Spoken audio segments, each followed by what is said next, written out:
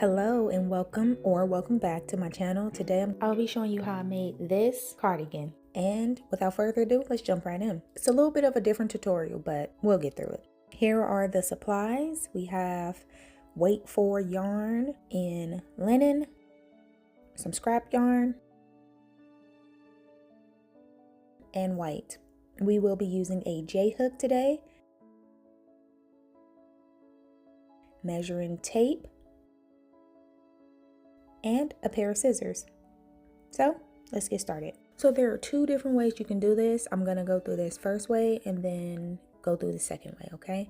So you want to make a slip knot, put your yarn on your hook, and chain. Now this chain is gonna be very important. It's gonna be the number of chains that you need or that you want for the length of your cardigan, okay? So with this way, you can do an even number, and you want that to roughly, well, I'm about to show you here how long this is. In this one, I believe I did 150 chains or so. But this part is completely up to you, completely customizable. This is literally how long you want it to be. You see it's about 46 inches right here, but it can stretch. So remember that part too. So as long as it is, it's still gonna give you at least another few inches or so when done, because it will stretch, especially if it's heavy. Okay, so I'm gonna hold my last loop and chain up 4.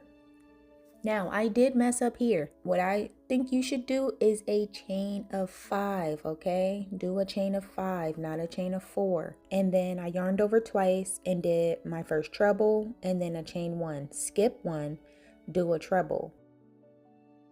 And of course, that's yarn over twice, pull through 1, pull through 2, pull through 3, and then do a chain 1.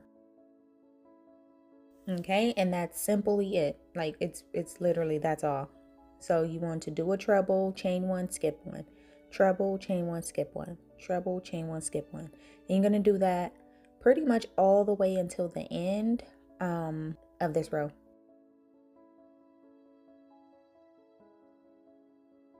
Okay, and in the beginning, that chain 5 will count as a treble, which is a chain 4, and then your chain 1.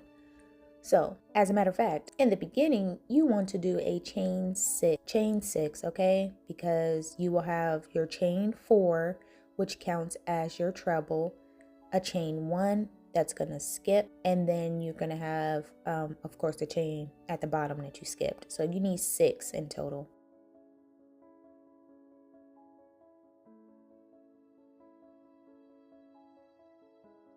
Okay, and it's just like this. In your last loop, you're going to place that treble. If you do even numbers, you should end up with enough spaces. If not, it's not the end of the world. Just go into whatever you need and take down the rest. And so here I'm showing you how much it actually stretched just from my first row. Look at that. It brings me all the way to 50 inches, y'all. So I went from 46 to 50 just off my first row. All right, so starting the second row, we're going to chain up 5. And that counts as, see here I showed you a chain of 4 matches my treble. So whatever you see fit, you do. So here's my chain 4 plus my chain 1. I'm going to turn my work. And I'm going to do a treble on top of every treble. Nothing fancy, nothing hard. Treble on top of treble, chain 1. Treble on top of treble, chain 1. Okay? I messed up. I'm going to redo that. I'm not perfect. All right, chain 1. And the chain 1s are very important because since these are trebles, they're kind of spaced apart. And so you see it really clearly if you do not have that chain 1 there. They look really squished together. So just get in the habit of doing that chain 1 right after your treble. So basically yarn over 1, 2, 3, 4. That's how I count sometimes, and it makes it a lot easier. And I don't, so I won't forget that extra little stitch. Now, you're just gonna repeat that. This is literally the pattern. You're gonna repeat that back and forth, back and forth. So here I'm going to show you how I change my color. As you see, I'm just pulling. There's no specific number. There was no specific pattern. I just pulled. And once I got to a length, I was like, okay, here. I went in and grabbed my scrap yarn. And so I just tied that together. I don't know, you join as you see fit, but this is what I do. I make 2 knots, one here and one here on the other side. Pull them tight. And then I pull them together really tight. And then I cut off the extra little piece of yarn. Boom. Boom. For some weird reason, I like to pull tight and roll. I don't know what that does, but I do it every single time. And let me focus my camera. Bam. All right, that's my knot. So then I just do the same thing. I just pull however much yarn I want, and then I'm gonna attach the next color once I get there. So I'm gonna fast forward through this part, but basically once I come up to my color change, I'm showing you how I do that here. Very easy. I literally just go right over the knot. Wherever the knot lands is where the knot lands. I can't keep it to one side or the other specifically. You can try to do that if you like, but it was just way too much. It's too many rows, it's too many colors, and I really didn't feel like figuring out what side I was leaving what knot on, you know, the knot on. So I just kept going. And basically this is it. Very simple, very easy. There's nothing specific to it. The assembly part is pretty much the heart of this project. And yeah, so I just wanted to show you how I did that. And that's it. So you want to keep going for however many rows you do. For me, I did 23 rows, I believe. But you make this according to however long you want it, okay? There's nothing specific here. You just keep going till you get to the end. I think I show you once I come back to the end here. You want to make sure you skip that last chain and go into the top of the next chain, okay? So I did mess up here, but as you see, I tell you all the time, I'm not perfect. And once I get through, and I go into 2 loops as well. But once I get down here to the end, I finish my treble, and here it is. So it does look a little weird, but hey, at the end of the day, it doesn't matter for me. Okay, do my chain 5 and continue my work. Make sure you yarn over twice. And that's pretty much it. So it's a very simple repeat. You're not doing nothing extra, nothing fancy, anything. It's going to turn out to be like a very long rectangle-ish. And yeah, basically that's it. So keep going. I did about 23 rows. You want to just do a amount that's comfortable for you. Maybe as you're going, you could drape it over yourself and see if that's a good fit. That's what I did. And I ran out of yarn at the point, so that's where it stopped. It stopped once I ran out of yarn, basically. All right, and there you have it. So you just want to keep adding in your colors as you go. If you want it more specific, if you want solids, whatever you may do. But that's how I kind of just fed in my yarn. I just pulled and attached. And that's it. Yay, here's the fun part. So now I'm going to quickly explain something while I'm trying to figure out what I was doing in the background. But I did have another way to do this part in making my panels. And as you see, one side looked a little more scrunched or so than the other. I did a foundation double crochet chain in the first row and then continued with my trebles all the way through. Okay. So I used that scrunch side as my arm opening hole. So yeah, so you can do it the first way in the video, or you can do a foundation double crochet chain and go from there. So here I was just trying to figure out how I was laying this out, because like I said, I was going for one thing but ended up with this.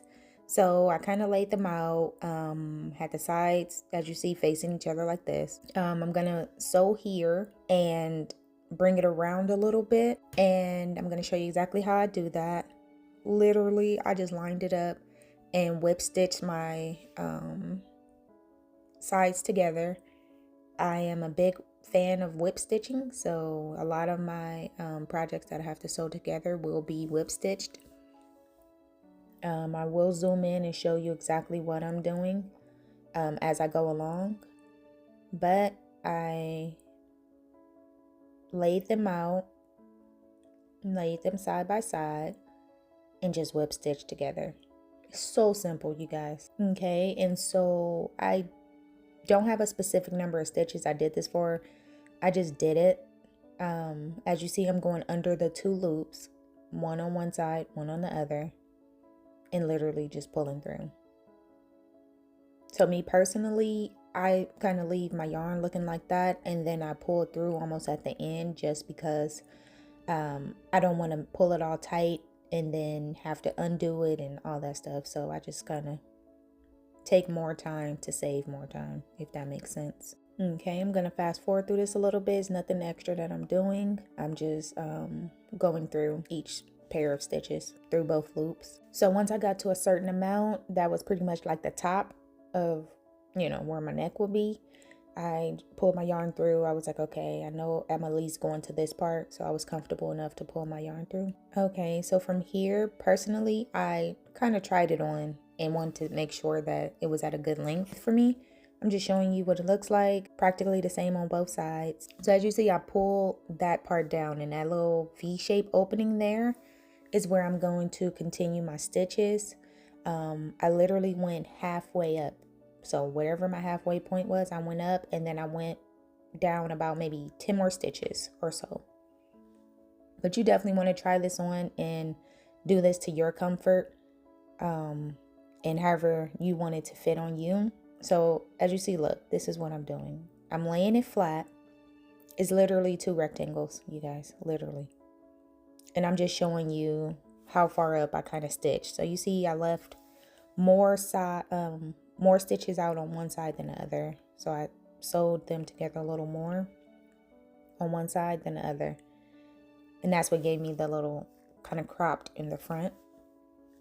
So I went ahead and off camera sewed the other side together, and I'm showing you here of the arm. So I just brought the 2 corners together, and I'm going to do the exact same thing I did for the middle and just whip stitch. Nothing extra, nothing fancy, you guys. So I brought the corners together, right? And I went up only about maybe 4 stitches, and I went the long way. So I'm not sewing the 2 tops together. I'm actually sewing the flat edge together. So that's going to be a long treble, okay? As you see here, I brought it closer. I'm just going through the treble stitches, okay? Just like this. And I'm just sewing them together. Making sure I go under 2 loops if I can. And I literally only went up about maybe 4 stitches. And then I sewed, I closed it off. So I just, you know, weaved in my ends. And that's what gave me my little arm opening. Like this. Just like that. Oh, it looks like I only went up 2 stitches. Well, looks like I only went up 2, not no further. Okay.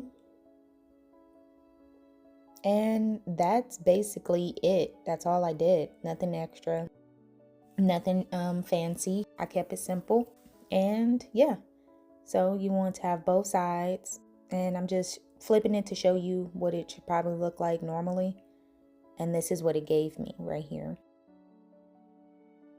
So I didn't plan on doing a tutorial for this. I didn't even think anyone would like it. I was just like, this is my kind of style. And I was like, oh, this came out nice. So I'm so happy I actually, I recorded this because I wasn't going to. I was just going to put it up. But You guys asked for a tutorial, so this was the best I could do. I hope it's very simple and easy. See, the border itself made a border itself. Yeah, and that's basically it. So this is a little plus. What I decided to do, or for those people who may want not as wide as an arm opening, you can try this. So nothing extra. I'm going to kind of fast forward through, but you can still see. You want to simply take the arm side and sew those together. So I probably went up maybe 20 stitches or less. And simple, just whip stitch together to kind of close the arm. So if you didn't want like a giant arm opening, I love wide sleeves. I say this every video, especially if I'm making a top. I love wide sleeves. So I'm always going to have probably wide, extremely big sleeves. You don't have to go this wide, but it's up to you. So here, like I say, I'm going to fast forward through this part, but you just want to close this off right here. Just close it up as many stitches as you will want, you know, as wide as you want your arm opening to be. You want to close it to that width. Okay, so I'm down to the pull through. I'm just pulling my yarn through, tightening up my stitches, and here I'm going to show you exactly where we landed. Okay, so as you see, this is what it looks like if you close up that sleeve part a little bit. And again, this is all customizable. You can do what you want, up to your pleasure, you know, however you want it to look. And I'm going to show you what this looks like because it does give it a completely different look to me, in my opinion. All right, and that's only how wide the arm opening is now. So I tried to show you, you know, what one side looked like versus the other. I'm happy I actually have these thoughts because it's crazy. I wasn't planning on doing a tutorial. So if this is not what you were looking for, I do apologize, but this is what I got.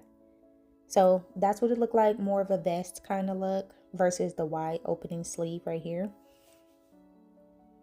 So you can do it either way. I'm going to try it on for you so you can see what it actually looks like. Yeah. And of course, weaving in and sewing in on your ends. That simple, you guys. That simple. So this is what it looks like if you did close off that side. And it's still cute. I just personally, I like the drape a little bit more on the open side. So that's why I left mine open. But this is absolutely fine to me as well. I like wide sleeves, so I wanted it to be wide. And as you see, that's what I did. So yeah, basically that's it. If you have any questions, please feel free to ask me. I love to help and I love to answer any questions you may have. It's very simple, very easy, and that's it. So I want to thank you for taking the time to watch this video. If you can, please like, comment, and subscribe. And until next time.